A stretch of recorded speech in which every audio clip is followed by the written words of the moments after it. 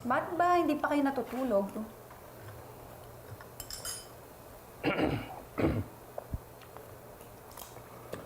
Hello, Melody.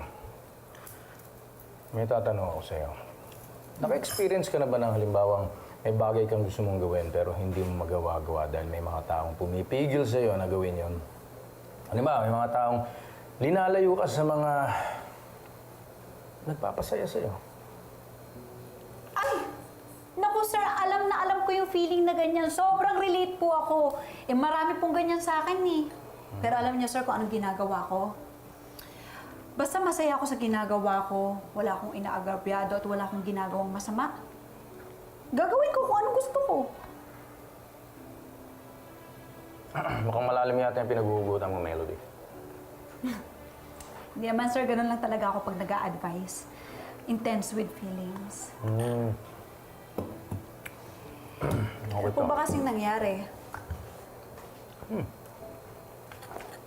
Hulaan ko.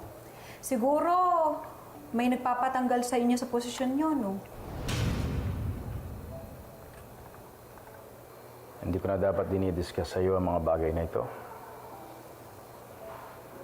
Matutulog na ako.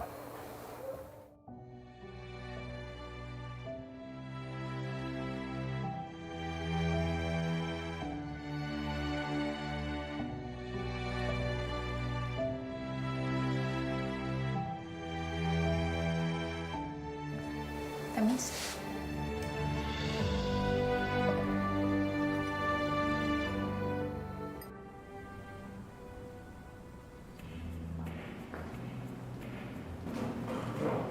Oh, thank you for meeting with us, Commissioner Guiloga. Marami pa akong asikasuhin, Mrs. Acosta. Kung ano man ang gusto niyo sabihin sa akin, diretsuhin niyo na ako. Aalis na lang ako. Okay. I'll offer you double the amount sa ibabayad nila. Just shut your mouth up tungkol sa business deal natin nung election. President Carlos is still in the ICU. The operation was successful, but her condition is still very unstable. Sir, pinapasabi po ni Secretary Roses na nagkausap-usap na daw po ang cabinet members that they will transmit to the House Speaker and Senate President the written declaration that the President is unable to discharge the powers and duties of her office para po ma-assume niyo po kaagad ang powers as President, as acting President. Sir? Okay lang po ba kayo?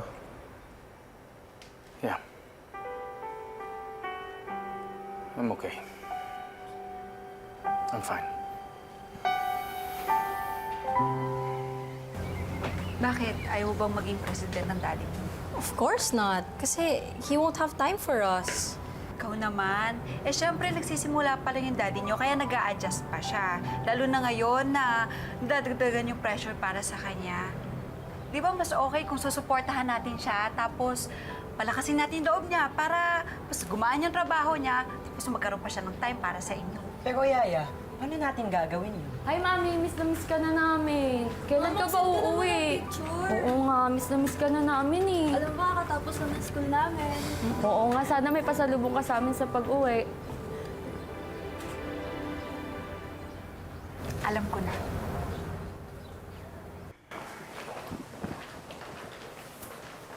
Sir, would you like me to move the rest of your schedule para makapagpahinga-hinga mo muna kayo? So, excuse me po. Thank you. Hi, Dad! Dad, cheer up, Dad, ha? Kaya mo yan. Huwag ka papastress, Dad, ha? Mamaya mag-uwi namin. Yes, you're the best acting president in the world. Kaya mo yan, Dad. Andito kami for you. Huwag ka papastress. Hintayin ka namin mamaya sa bahay, Dad, ha? Good luck, Bye! Dad! Good luck, Dad! Bye, Dad! No need, Jose.